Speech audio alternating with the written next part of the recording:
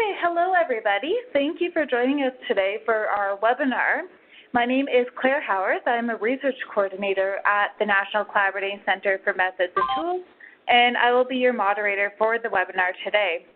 Today's webinar features a presentation from Dr. Jonah Rosali at the British Columbia Center for Disease Control, and it's about the development of a community health data website that they undertook at the BC CDC.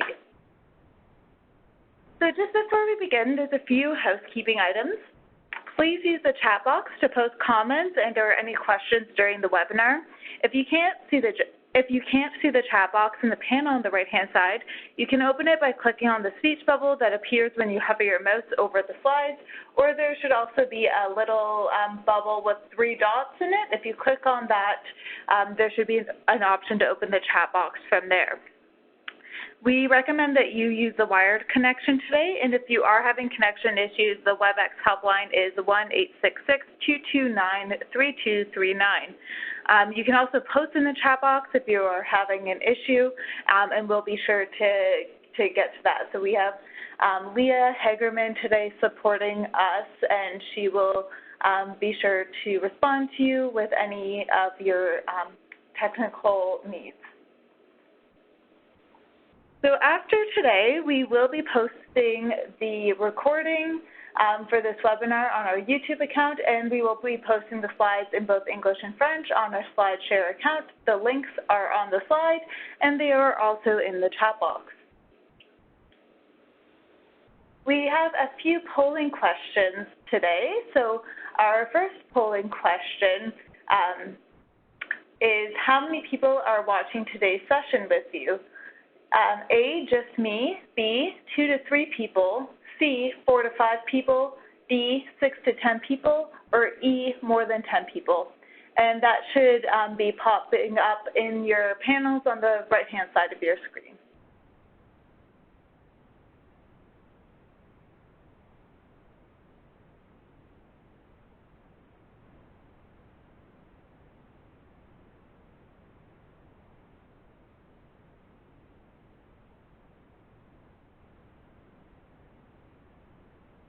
Okay, thank you to everybody who answered that question. So we have another quick polling question here. Have you visited the NCCMT's website or used its resources before? A for yes or B for no?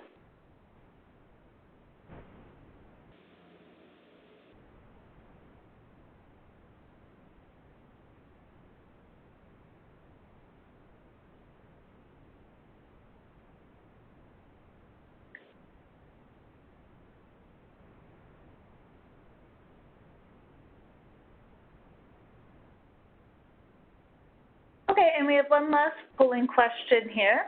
If you stated yes on the previous question, how many times have you used the NCCMT's resources? A, once, B, 2 to 3 times, C, 4 to 10 times, or D, 10 or more times?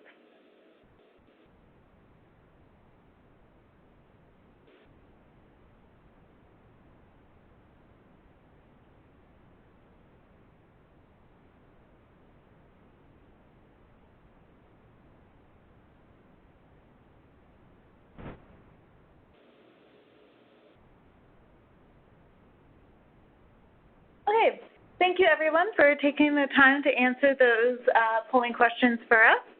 So this webinar is part of our peer-to-peer webinar series where we share stories about how people have used evidence in public health practice. So we're happy to bring you this story today. The National Collaborating Center for Methods and Tools, where I work, is one of 6 national collaborating centers across Canada. We are hosted at McMaster University in Hamilton, Ontario, and our goal is to support public health professionals and organizations to integrate evidence-informed decision-making into their work. The National Collaborating Centers are funded by the Public Health Agency of Canada, and we each focus on a different public health priority topic. From the west, there's the National Collaborating Center for Environmental Health in Vancouver, British Columbia. There's the National Collaborating Center for Indigenous Health in Prince George, BC. I will just note the slide says NCC for Aboriginal Health. It is now called the NCC for Indigenous Health. We have the National Collaborating Center for Infectious Diseases in Winnipeg, Manitoba.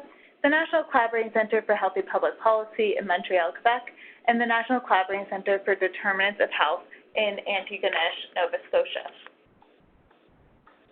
So at the NCCMT, we have several products and services to help support public health professionals to engage in evidence-informed decision-making. This includes a registry of methods and tools with over 270 methods and tools, online learning opportunities including our 13 online learning modules, workshops, Public Health Plus, which is a repository of public health research, video series including our Understanding Research Evidence videos, which go through concepts important to research in short and easy to understand videos. And we also do a lot of networking and outreach. So if you see us at an upcoming conference, please stop by and say hi. This webinar series is based on our evidence-informed decision-making casebook. The presenters in the series are all authors of casebook stories. We launched our third issue of the casebook in October 2019, and these are really great stories that highlight how evidence-informed decision-making can be used in public health. There is a link, I believe, in the chat box now to access the casebook, and I really highly recommend that everyone goes and checks it out. It's a really great resource. So our presenter today is Dr. Jonah Rosali from the British Columbia Centre for Disease Control. He is the Director of the Population Health Surveillance and Epidemiology Population and Public Health Program at the BC CDC of the Provincial Health Services Authority in British Columbia, and he's been in that position since 2012. Prior to assuming the current role, he served as a provincial chronic disease epidemiologist with the Ministry of Health in Saskatchewan over 7 years. He also held the position of adjunct professor in the Faculty of Kinesiology and Health Studies in the University of Regina for 2 5-year terms from 2009 to 2019. In 2014, he was awarded with the professional designation of Fellow of American College of Epidemiology. He networks nationally and internationally as an active professional leader in the fields of epidemiology and health of populations. Academically, he earned his PhD degree from the University of Manitoba in 2004 with his research in quantitative genetic analysis using animal models, and Master of Science in Animal Genetics and Reproduction from the University of the Philippines at Los Baños. He also had brief stints as honorary research fellow from the University at the Aberdeen University and as a postgraduate trainee veterinary pathologist at the Western Australian Animal Health Laboratories, Perth.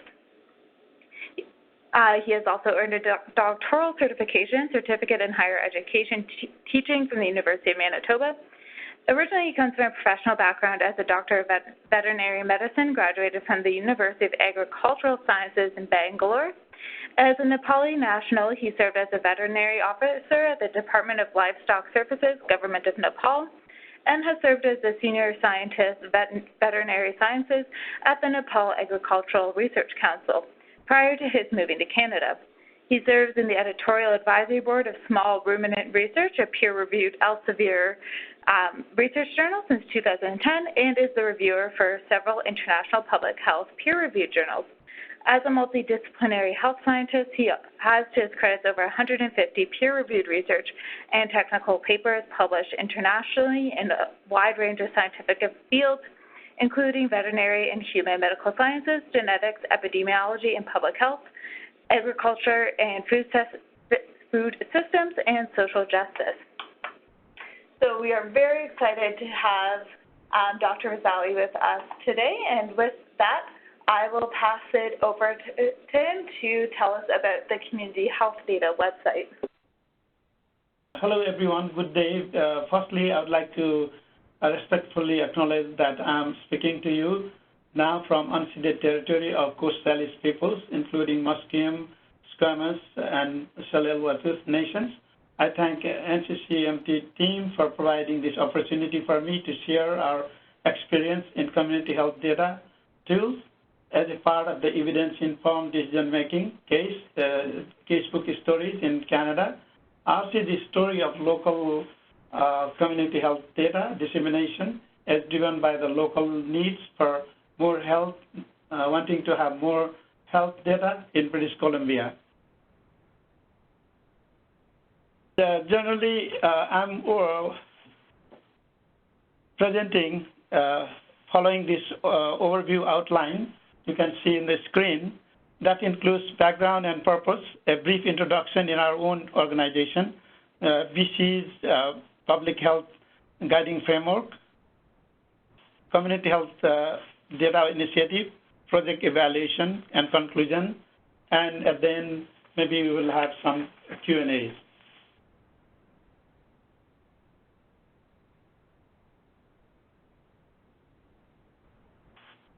In the background and purpose, the goal of our online community health data resources is to support local governments, school districts, and non-governmental organizations in evidence-based decision-making for community health planning, as mandated through a provincial initiative called Healthy Communities BCs.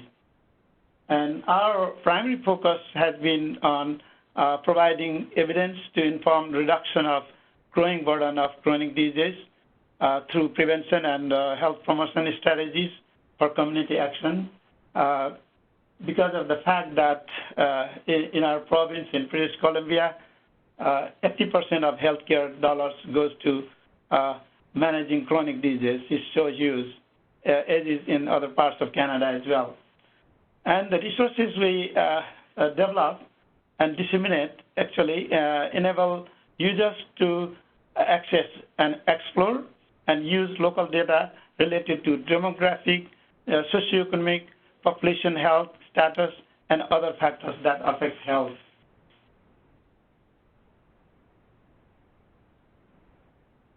And in our presentation, it is usually customary to give a little bit brief introduction of our organization. The organization I work on is actually Provincial Health Services Authority, which is mandated to ensure that British Columbians have access to coordinated provincial network of high quality specialized health services. And especially in the since last year, the authority has gotten a new mandate, according to which the PHSA, in short, works collaboratively with the Ministry of Health, regional and First Nations health authorities. They are the partners to serve patients with a more integrated care system of care. And the new mandate of PHSA's province-wide responsibility has 4 key areas: provincial clinical policy, provincial clinical service delivery, provincial commercial services, provincial digital and information technology. And as a part of the PHSA Health Authority, Provincial Health Authority, British Columbia Center for Disease Control is one of the programs. Previously, it was considered as an agency of PHSA.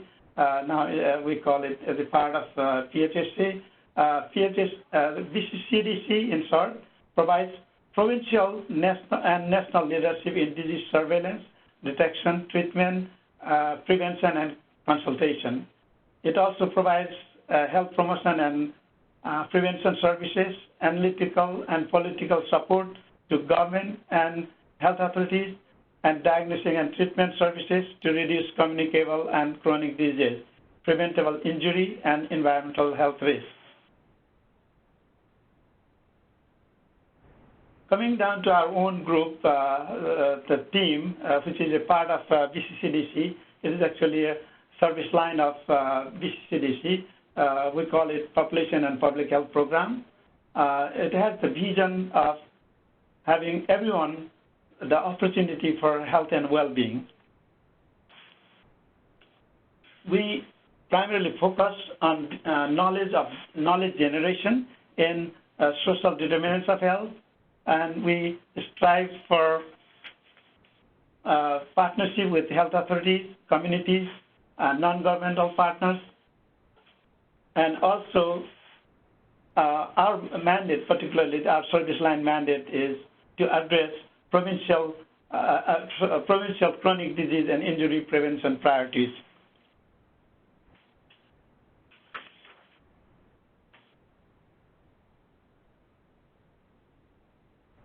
And talking about our team, Our team has some expertise, professional expertise in epidemiology and biostatistics, knowledge translation, project management and project leadership, and various expertise in various content areas related to population and public health.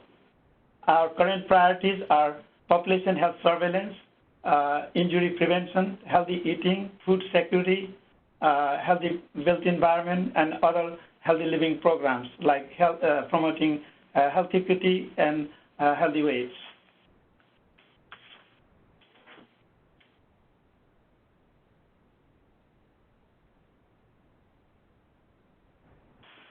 Talking about the health of BC British Columbians,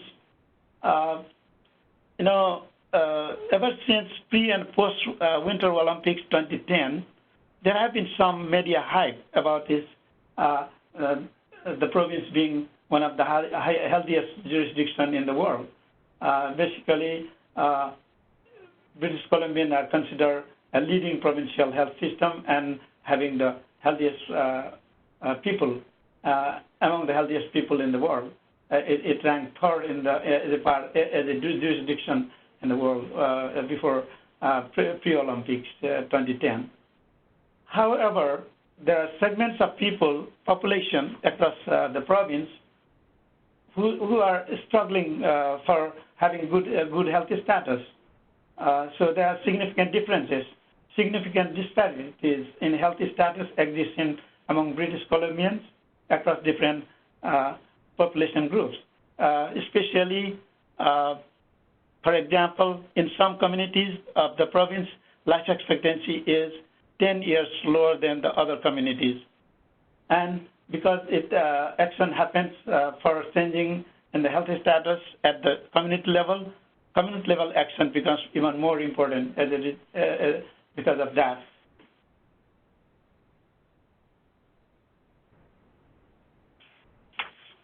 And the province is quite well placed in terms of having its public health strategy. It has a broad framework called BC Guiding Framework for Public Health, which is totally aligned with the Ottawa Charter for Health Promotion, and it talks about community action for healthy living. So we have a broad framework to work on, and basically there is specifically one goal in the Guiding Framework for Public Health, which is called Healthy Living and Healthy Communities, which is aiming at having supportive communities that make it easier for people to make healthy choices at every stage of life. And our objective is to provide evidence support to health authorities to be able to engage and collaborate with local governments for creating health-promoting environments and community-based programs that encourage British Columbians to make healthy choices. This could be done as outlined in the guiding framework itself.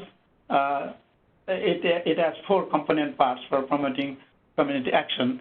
Those are establishing partnership, providing health expertise and support, and developing effective assessment planning and implementation tools and resources, building capacity through training, knowledge development, and knowledge exchange, and finally also providing opportunities for community recognition and celebration. As a part of that, you can clearly see we need a lot of tools and resources to develop to fulfill this one.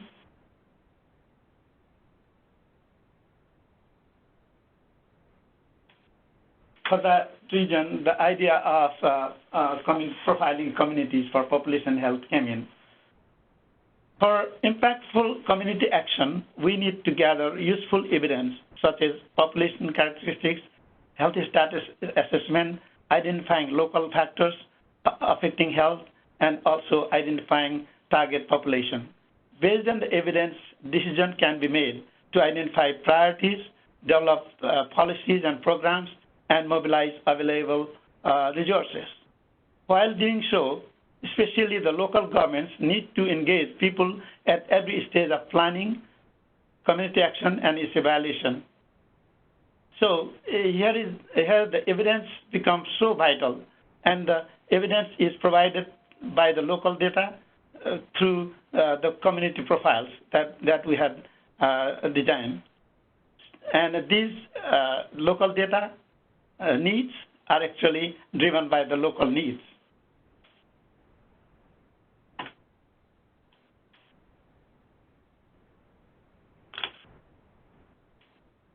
Last year, NCCMT provided an opportunity for us to share our experience as a part of the evidence-informed decision-making casebook. Especially, it was our case story was published in issue 3. This webinar is actually a follow-up of that opportunity we got to highlight the casebook story for our community health data website. The main idea of our web tool project, that community health data web-based tool, were to produce and provide a web-based platform to share readily usable and standardized data for community health planning across the province. The online community health data platform includes a variety of demographic, socioeconomic, and population health status indicators, which I'll be talking about in more detail in a bit.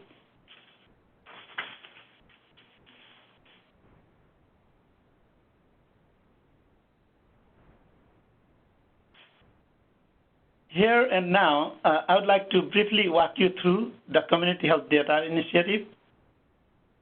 Initially, we had that BC Community Health Atlas launched by PSSA in 2013, and that evolved into a development of community health data tools that comprise 3 components.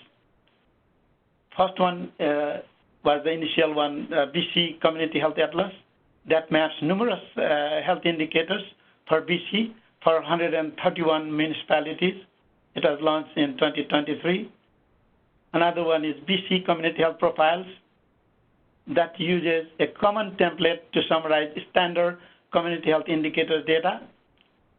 These were initially released for 131 major incorporated municipalities in 2014, and then further improved and released as an interactive web tool for all 142 incorporated municipalities in the province in 2016. Along with these 2 major navigational tool, what we got is a searchable health database that provides data for all indicators included in the community health profiles and the health atlas, along with the data, additional data for many other indicators, which relate to community health outcomes. They were also part of the 2016 release of our tool.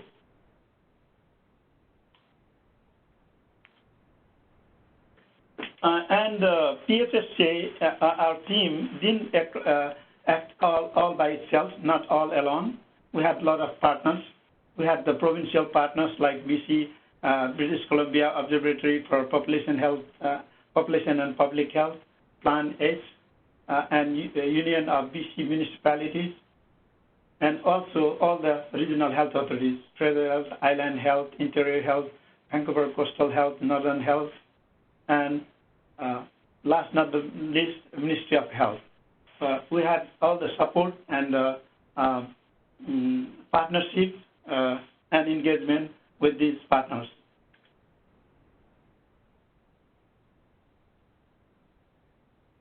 And when we came to 2019, early 2019, we were in a better position to refresh the data.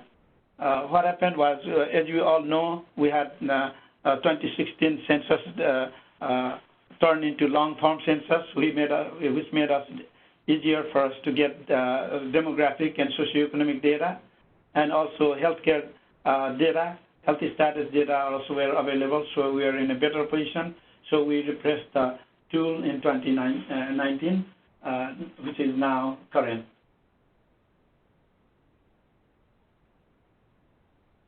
Now, I would like to walk you through the tool itself.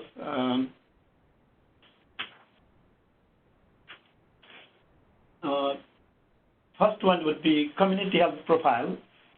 I would have actually done the demo in the site itself, but in order to save time, I have resorted to another way of showing you. I have marked down number 1 to 3. Actually, they indicate the steps we need to go through. It's very easy, intuitive, but it's still just for your information purpose. I'm just showing here. We click on the step 1 anywhere in the area, especially the math. Then we'll have number 2, where we'll have the listing of the health authorities. Under each health authority, there are a series of names, which are actually the municipality's name. For example, here number 3. Once I click Fraser Health, I'll get this list of number 3, which starts with Abbotsford. Abbotsford is a community, municipality. That's how we go, and we have that in order. And then what we get is the web version of the profile shown on the right side of the screen. And then there is also an option for choosing download PDF or download CSV. Whether we want the PDF version of documentation or we need the data version. So we have those options. By clicking, we get that. Then going into the BC Community Health Atlas, it is also quite intuitive by itself. For your information, what I want to mention is on the landing page, this is the landing page which has different tabs on the top. In that, once we click use the Atlas tab, we have this page, and then we press Go to Community Health Atlas button. We press that. After pressing that, what we get is this panel where there are different fields with pull-down menus. We can choose in number 1, we can choose theme. Number 2, we can choose indicator that we want. There will be a whole list of indicators listed. And time period, what are the time periods of that data? We can choose number 3. Then 4 is the area, whether we want the local health area level or school district level, health authority level, or health service delivery area level. There are different geographic regions. We can choose those also. Once we choose all those options, then we click here View Map. Then we'll get into the GIS map like this. This is in the case of diabetes. Diabetes as a standardized incidence rate is shown here as a map. This is a distribution across the province. Some of the data in the northern region where the population are small, we may not have data. That's why they are netted there, shown as netted. So that's how we get the atlas for a number of indicators. And as I mentioned earlier, we have this health data source database where we can have bunch of data for various purposes. Data users, end users actually can download the data and use for their own purpose, creating a chart or tables or whatever they could do. Here again, it's easy and intuitive. We can the numbering is shown here for the steps to navigate. Number 1, I'm showing here search by location, or we can search by topic also. I'm taking the example of search by location. So when we click on the search by location, what we get is this panel where we can choose municipalities, communities. In number 2, number 3, we can we have already picked up this list of municipalities, Abbotsford, and in number 4, we can actually choose the theme, social and economic factors. I have chosen here, and finally we get a list of different indicators under that category of theme. Then we can click one or we can click all to choose, and we can once we click done, then we get the panel which is shown in step 6. So here we can download again download the file, or we can just preview the data. that's how we get. So all in all, what we have in this tool is we have something like 150 indicators with the current data, meaning latest possible available data are online right now, and it consists of 10 demographic indicators, 18 socioeconomic factors indicators, something like 24 general health indicators, and 60 indicators from student health alone, and so forth. We have all these indicators from child to a senior level. For example, early childhood development, we have 6 indicators. So this is the composition of the mix of information. And once we release our tools in different times, Atlas was released in 2013. First cut of community health profile was released in 2014, and the latest one, whole package of the tools, three tools were released in 2016, and they were all refreshed in 2019. Every time we release this stage-wise contents, our partners are excited, and actually they give us endorsement, and they also use it. And also end user, for example, you can see here in the panel, different people, provincial, in the BC Guidelines Committee have included some of our epidemiological information extracted from community health profiles, and they have cited an epidemiology part of the diabetes guideline, diabetes care guideline. That's how we are seeing the use of the tool data and resources. And then British Columbia, UBC, University of British Columbia, Union of BC Municipalities, BC Alliance for Healthy Living, and Public Health Association of BC, all these provincial partners have actually panned out and spread the word out to the communities and end users of the data through their website and other means.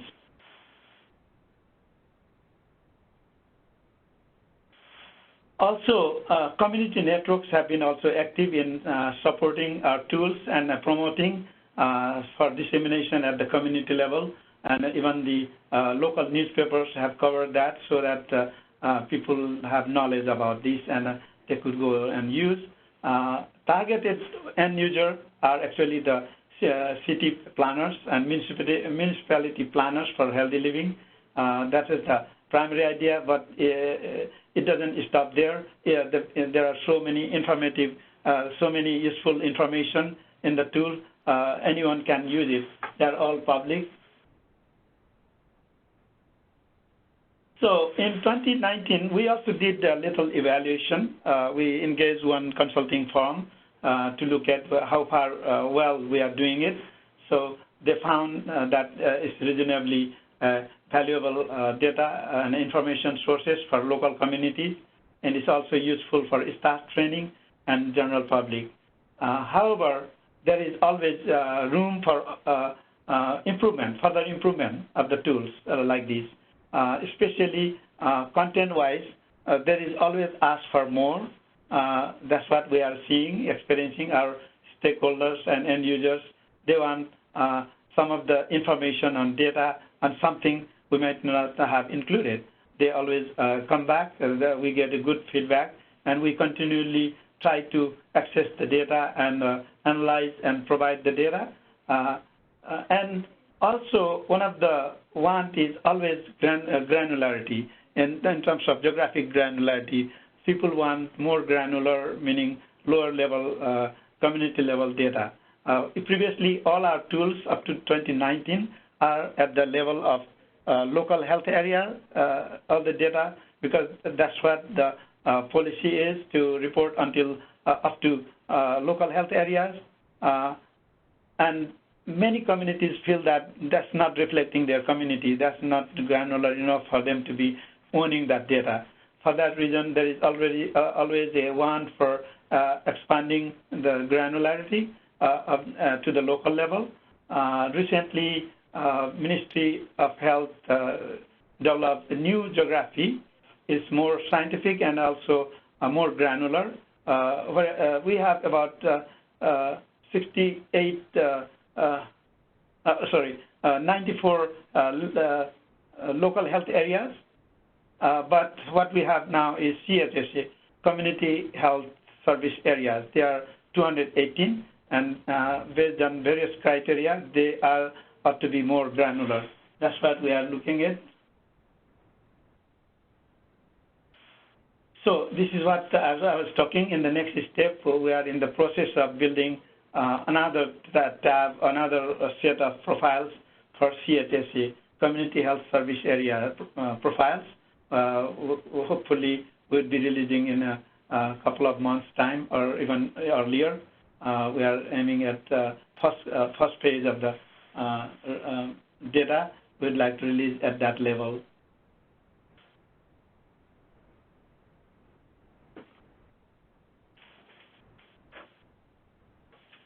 I'm coming to conclusion side of it. Basically, we believe the initiative like this has been successful in every stage. We believe it has been a successful, but it is evolving. It focuses on supporting evidence-based decision-making in community health planning that is driven by the needs of local communities across BC. And it serves as an example of a collaboration that has progressively improved the availability of increasingly detailed local data since 2013. It offers new ways of sharing data through better visualization of ways to meet the needs of end users.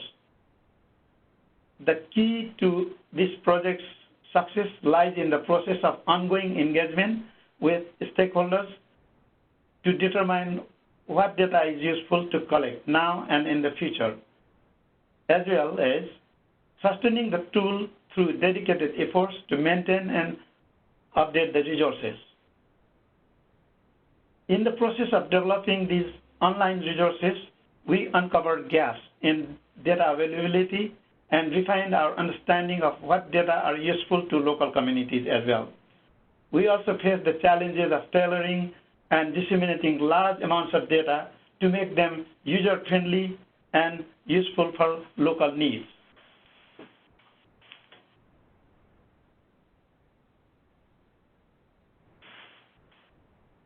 And this project has provided insight into how data resources intersect, supplement, and complement other community-specific profiles developed by Statistics Canada, the Ministry of Health, and regional health authorities. For example, our community health data tools provide a lot of local level data from varieties of sources and are complementary to local data profiles such as My Health, My Community initiative of Vancouver Coastal Health and Fraser Health authorities based on the online survey. And also the LHA profiles produced by the ministry based on the healthcare utilization data. So all of them putting together, they provide us a comprehensive source of information for informing the decision-making process, whether it is for policy making or even planning for projects at the local level. Stakeholders continue to want more detailed local data. When this project started, this is local health areas were the smallest geographic health boundary where data were readily available and reportable. We now know that this is not sufficiently detailed. The Ministry of Health has developed smaller geographic health boundaries, CHSAs, which will serve as a new and more robust representation of local communities. Creating and re-envisioning community health data profiles at this new geographic level will help meet the emerging data needs of local governments. The more detailed data made available at the CHSA level of geography may facilitate integration of data needs of public health, as well as primary care networks which were consulted while designing the new boundaries. having said that, I would like to end my part of the oration. I would like to hear from you if you have any questions. How are you doing with the time? So we do have some time for questions. So just a reminder to everybody, if you have questions, please put them in the chat box and make sure you send them to all attendees. So we have a few questions that have already come in. The first one, what platform did you use for data management / presentation?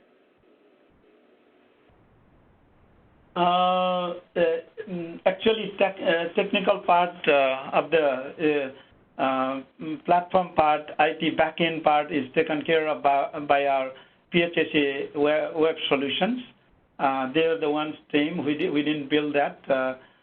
Initially, actually, the BC Community Health Atlas is done by someone else, GeoCortex company, which uses the GIS platform in the Atlas. Whereas other parts of the tool, I don't know the technical details about that. I can, I think it is Microsoft related tool. I just forgot about that.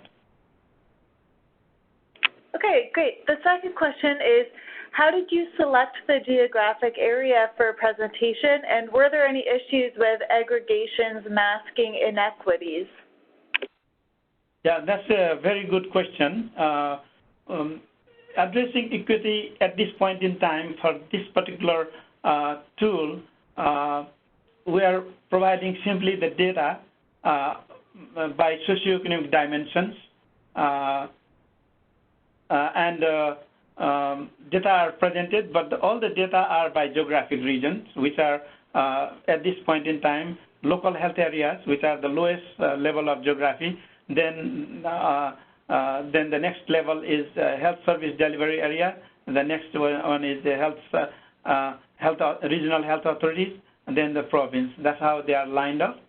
So it's when each municipalities get the data, they need to look at, they have the opportunity to look at other neighboring communities, how they are doing with the data.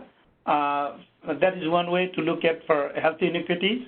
Another way is at the end of this profile, I didn't show the actual profile. You can have a look when you generate, but at the end, we have given the comparison with the BC average, I mean provincial average. There is the communities on a particular indicator, how far, what would be the difference between average of BC and the community level rate. That's what we have shown. That's also one way to look at the inequities. Great, thank you. The third question is, what is your update process for the data, and is there are there ongoing resources to support this work? Yeah, our team is constantly looking at the data availability. Data availability is a very, very great challenge, especially in the area of non-communicable disease. There is a time lag for different data. Typically, the socioeconomic data are census-based, so they are five-year period. The availability of chronic disease data, utilization data is on annual basis. So it depends upon the type of data and source of data that we are handling with. But our, in terms of database, we have no problem with updating data annually, but the profile as such, so far in 2016 we released the profile, then we refreshed in 2019. So there is not really a particular period we are following. It's more arbitrary as and when it is evolving and iterative in nature. That's what I could say. Okay, great. So we have a question from the chat box. How have local decision makers within municipal organizational structures used the profile data? Yeah, we are finding more and more use of this data, and what happens is our provincial health authority, we build tools and resources. As I mentioned in the framework earlier, it is to provide tools and resources for community level engagements. That part of the work of engaging local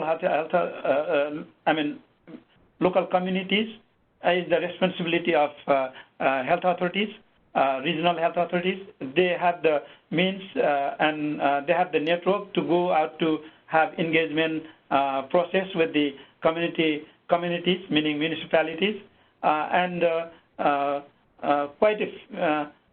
there is a progress. We have done evaluation of the community healthy communities engagement some time ago. That also shows tools and resources like ours are used something like 50 to 60% of the respondents.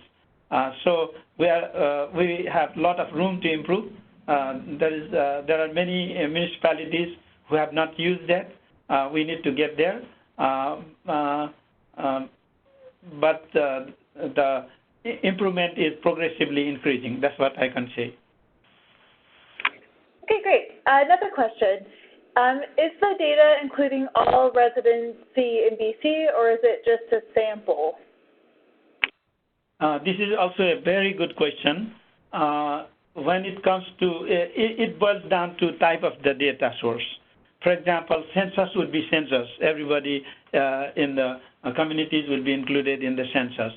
And some of the data are survey data. Those will be sample, but majority of the data are from the healthcare. For example, chronic diseases, diabetes incidence, I showed one GIS map there. That's everybody in the province because we have, as you know, in Canada, we do have universal health care. So everybody's health data is coming to Ministry of Health. So we have the luxury of using all the data. So it's about everybody. It's especially healthcare utilization data is whole population level data. Okay, great. There's another question. Can you comment on the community engagement to develop the profiles, and how long did it take from conception to rollout of the website? Again, this is a very good question. Actually, we started this process from 2012, and at that time, we were working on the Community Health Atlas only. That time, we engaged health authorities, but not necessarily we went up to the community level, but this project became more concrete in 2013, and from 2013 to 14, we created the PDF version of the 131 incorporated municipalities profile. At that time, consultation would have been lesser, but as we move forward for the web-based version, public version of the profiles that were released in 2016, we have been talking. Our source of discussion is actually, there is a working group, it's called Healthy Communities Working Group. That's the platform where we have representation from communities, like Union of, there is a representative of Union of BC Municipalities. There is also NGO partner representation, Ministry of Health and health authorities.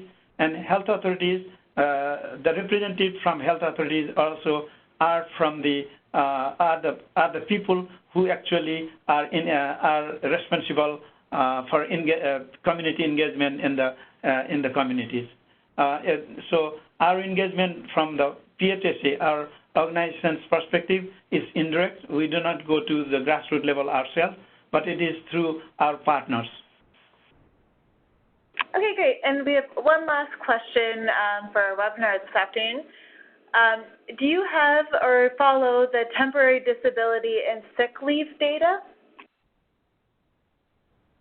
Some disability data are there, but I don't think leave and other things are there. There are quite a bunch of socioeconomic factors, indicators I have to check. but there is one or two indicators about disabilities. Okay, great. Thank you so much. So we're just going to move on to the last 3 slides today.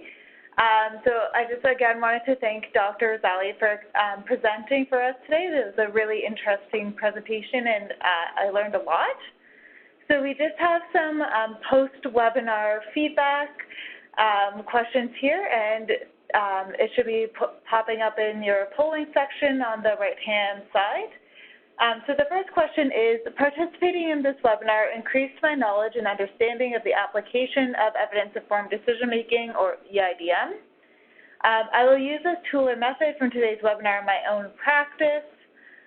Which of the following statements apply to your experience with the webinar today? And you can select all that apply for that. The webinar was relevant to me and my public health practice. The webinar was effectively facilitated. The webinar had opportunities to participate. And the webinar was easy to follow along. And the webinar met my expectations. And if we can contact you in the future to talk about any of our webinar evaluations or about how we can improve our webinar series, please select yes, and then enter your name and email address. So I'll just give everybody a few minutes there to fill in those polling questions. Meanwhile, I'd like to thank you all for your attention, and sorry for the glitch that we had in the beginning, and there was a couple of minutes delay. Yes, I echo that too. On behalf of the NCCMT, I just want to thank you all again for sticking around with us through that audio technical difficulty we were having and attending the webinar today.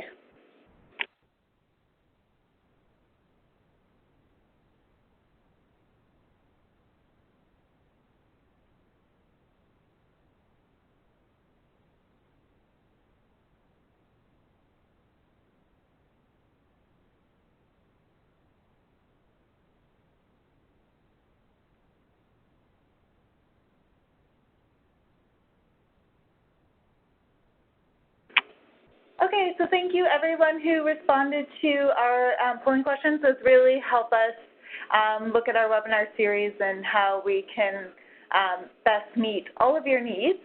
So we have a few webinar series from the NCCMT. We have a spotlight on methods and tools, topic-specific methods and tools, online journal club, and the peer-to-peer webinar series, which you were listening to today.